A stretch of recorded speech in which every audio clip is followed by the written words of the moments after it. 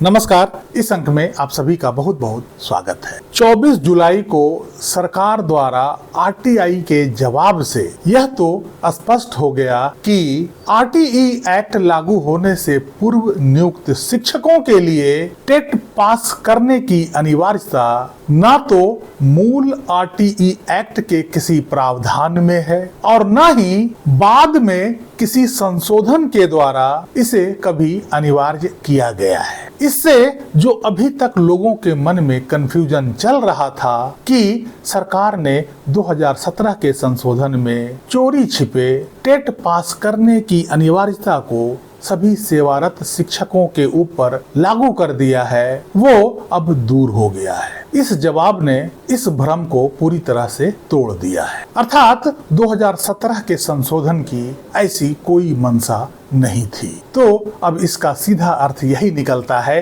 कि supreme court ने इस संशोधन की गलत व्याख्या करते हुए 1 सितंबर 2025 को ऐसा निर्णय पास कर दिया है और सभी सेवारत शिक्षकों पर टेट की अनिवार्यता को लागू कर दिया है। सरकार का यह जवाब शिक्षकों के पक्ष को मजबूती प्रदान करता है। सरकार के इस जवाब से कुल मिलाकर यह कहा जा सकता है कि सुप्रीम कोर्ट ने 1 सितंबर 2025 को और 29 मई 2026 को जो निर्णय टेट को लेकर पास किया है वो पूरी तरह से गलत है। ऐसे में बहुत सारे शिक्षकों के तरफ से एक प्रश्न लगातार पूछे जा रहे हैं कि क्या अब सुप्रीम कोर्ट इस पर स्वतः संज्ञान लेते हुए इस निर्णय में संशोधन करेगी। सबसे पहले आम लोगों के मन में एक भ्रम होता है, उसे मैं दूर कर देना चाहता हूँ। हम सब आमतौर पर यही समझते हैं कि सुप्रीम कोर्ट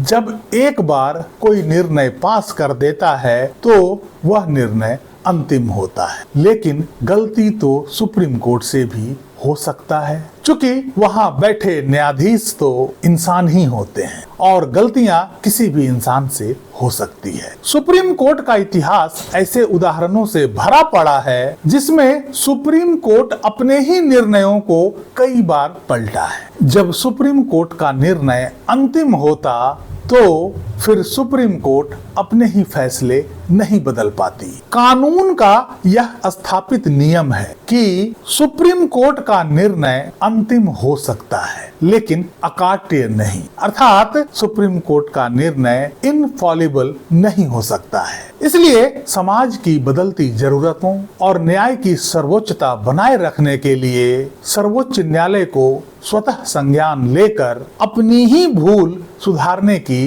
पूर्ण स्वतंत्रता होती है। न्यायपालिका का काम है न्याय स्थापित करना और यदि न्यायपालिका रिजिड हो जाए तो न्याय तक पहुंच संभव नहीं हो सकता है। इसलिए लचीलापन जरूरी है ताकि गलतियों की सुधार की गुंजाइश हो सके। इसलिए न्यायपालिका को ना ही ज्यादा रिजिड और ना ही ज्यादा लचीला बल्कि दोनों के बीच संतुलन स्थापित करने की कोशिश होती है। भारतीय संविधान के अनुच्छेद 137 के तहत सुप्रीम कोर्ट को अपने ही फैसले की समीक्षा करने का अधिकार है। हालांकि सामान्यतः अदालत के सामने कोई पक्ष याचिका दाखिल करता है, लेकिन असाधारण मामलों में यदि अदालत को लगता है कि उसके किसी पुराने फैसले से न्याय का गला घोटा जा रहा है या संविधान की गलत व्याख्या हुई है तो वह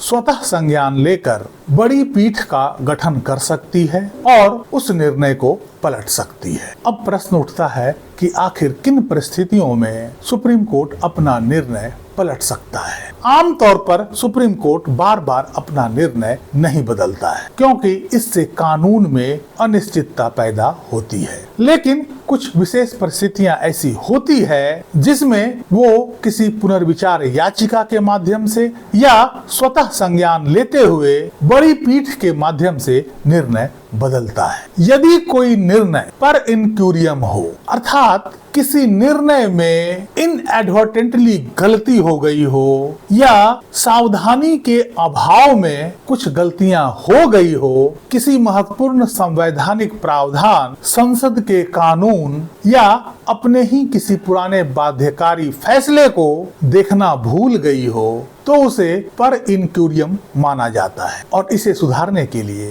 कोर्ट स्वतः संज्ञान ले सकता है। गंभीर न्यायिक भूल या न्याय का हनन होने पर भी सुप्रीम कोर्ट स्वतः संज्ञान लेते हुए निर्णय को पलटती है। यदि अदालत को यह महसूस हो कि उसके किसी पिछले फैसले से समाज या किसी वर्ग के साथ घोर अन्याय हो रहा हो और सार्वजनिक हित प्रभावित हो रहा हो तो ऐसे में सुप्रीम कोर्ट स्वतः संज्ञान लेते हुए निर्णय को पलटती है। इसके अलावा यदि किसी छोटे बेंच ने अर्थात 2 या 3 जजों की बेंच ने संविधान के किसी अनुच्छेद की व्याख्या गलत तरीके से कर दी हो तो मुख्य न्यायाधीश स्वतः संज्ञान लेकर उसे बड़ी बेंच में रेफर करती है और पुराने फैसले को पलटती भी है। इसके कई उदाहरण आपको मिल जाएंगे और सबसे प्रचलित उदाहरण तो गोलखनाथ विवाद, केशवानंद भारती विवाद आप सभी को पता होगा। 2017 में पुट्टा स्वामी